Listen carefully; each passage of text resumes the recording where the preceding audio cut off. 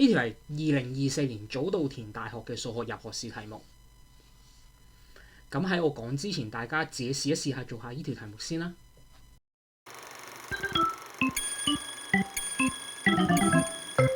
咁我相信大家已經試一次做呢條題目㗎啦。嗱，咁樣呢條題目咧係想你將4/9變成一個二進制數。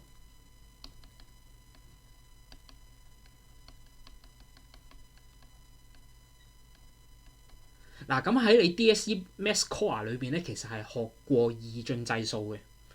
咁但係咧，你係會將一個大過0嘅數變做二進制數，但係咧你係冇試過將一個分數變成二進制數嘅。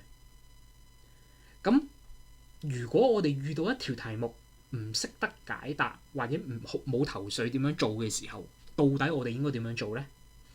第一樣嘢我哋就諗下我哋識啲咩先。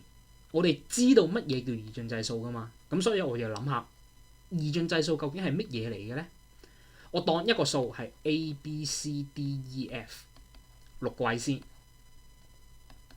咁如果佢係一個6個位嘅數嘅話咧，佢咧係可以寫成 F， 我當佢係二進制，咁我可以寫成 F 乘以2嘅0次方，再加 E 乘以2嘅1次方，再加 D乘以2嘅2次方，再加 C 乘以2嘅3次方，再加 boy 乘以2嘅4次方，跟住再加 A 乘以2嘅5次方。呢個係我哋識嘅二進制數。好啦，咁如果4/9我哋要將佢變成二進制數嘅話咧，我哋知道呢個數係一定細過0嘅，係一定細過1嘅，唔好意思。咁由於佢係一個細過1嘅數，咁即係話4/9應該係會等於 A 乘以2嘅負1次方，再加 boy 乘以2嘅負2次方，再加 C 乘以2嘅負3次方，再加 D 乘以2嘅負4次方，再加 E 乘以2嘅負5次方，一路加落去。點解我會知道佢係由2嘅負1次方開始咧？因為2嘅0次方係1。4/9好明顯係一個細過1嘅數嚟嘅，所以係唔會存在2嘅0次方嗰個 terms 嘅。好啦，咁呢一個咧就係我哋所知道嘅二進制數。咁但係之後我哋究竟應該點樣做落去咧？咁我哋好明顯係會由最容易嘅部分開始做起嘅，我哋唔會由最難嘅部分開始做起嘅。就咁樣睇落去，應該2嘅負1次方呢個 terms 咧，會係較為容易嘅。咁所以我哋不如試下睇下可以點樣揾到 A 乘2嘅負1次方呢一個 terms 出嚟啊！要揾 A 咧，其實冇乜難度嘅，全式乘以2就 OK 啦。咁所以我就將佢全式乘以2咯。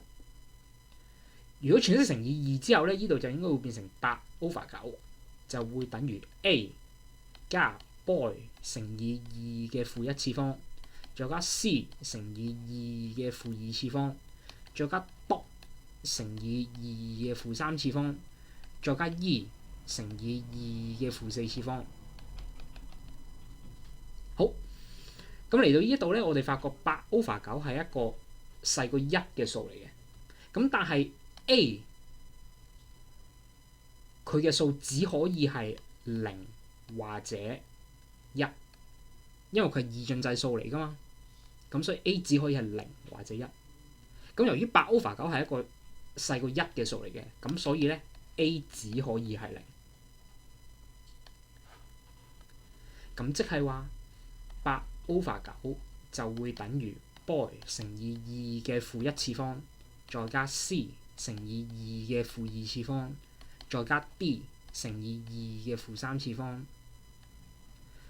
再加 E 乘以2嘅負4次方，一路加落去。咁我揾到 A 出嚟。好，之後我哋要揾 boy。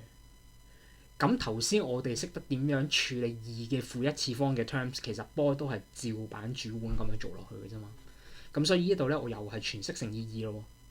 咁所以就會變成16/9就會等於 boy 再加 c 乘以二嘅負一次方，再加 dot 乘以二嘅負二次方，再加 e 乘以二嘅負三次方，一路加落去。嗱，16/9係一個大過一嘅數嚟嘅，咁即係話 boy 咧一定係會等於一啦，因為 boy 只可以0或者1。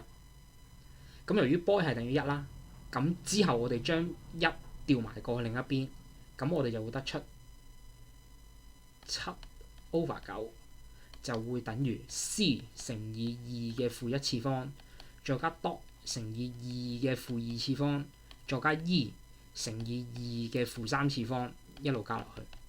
嗱，咁你發覺咧，其實咧每一次做嘅步驟，我哋就會揾到一個位值出嚟，然之後條式就會變成一個數乘以二嘅負一次方開始加落去。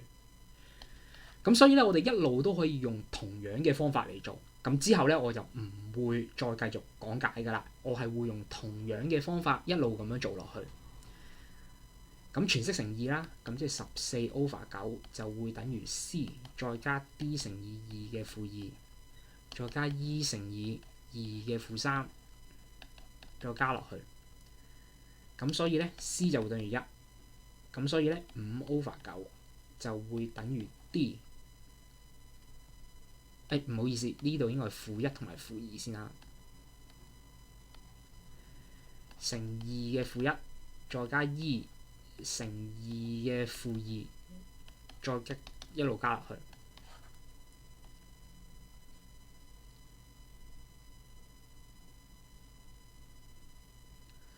咁即係話10/9就會等於 d 再加 e 乘二嘅負一次方。嗱，由於咧仲未完，咁所以咧我就要寫多一個位數出嚟啦。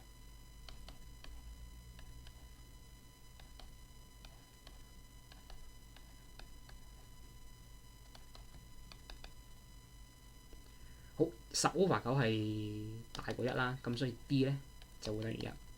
咁即係話1/9就會等於 e 乘以二嘅負一次方，再加 f 乘以二嘅負二次方，再加 g 乘以二嘅負三次方，一路加落去。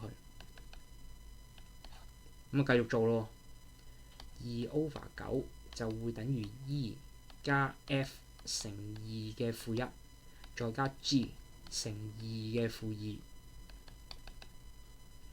咁所以咧 e 就會等於0。咁即係話4/9就會等於 f 乘二嘅負一，再加 g 乘二嘅負二，一路加落去。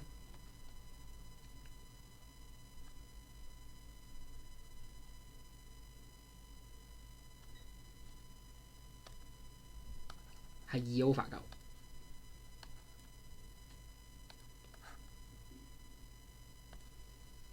好，之後我哋就會全式乘二啦。咁所以咧4/9就會等於 f 再加 g 乘二嘅負一次方，再加我寫多個 terms 啦 h 乘以二嘅負二次方，一路加落去。咁由於4/9係一個細過1嘅數啦，咁所以咧 f 就只可以係0啦。好，嚟到呢度咧，我哋就會寫出4/9其實係會等於 g 乘以二嘅負一次方，再加 h 乘以二嘅負二次方，再一路加落去。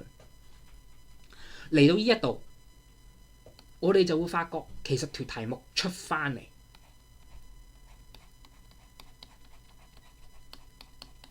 點解咧？因為你對比下前邊一開始我哋做嘅時候，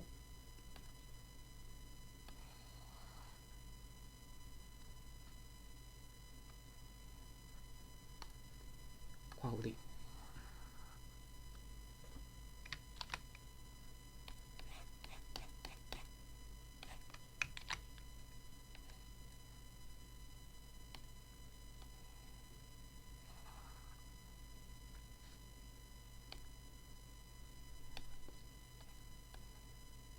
當我哋對比呢兩條式，你就會發覺其實我哋新整到嘅依條式，其實就係一開始我哋要處理緊嘅問題嚟嘅，只不過 G 就係 A，H 就係 B，如此類推。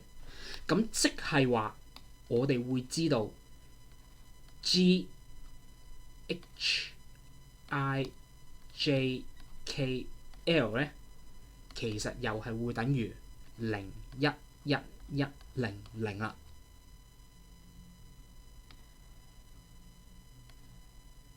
因為佢只不過係重複翻我哋頭先所做嘅所有動作一次，咁所以咧，我哋就會知道4/9就會係等於0.011100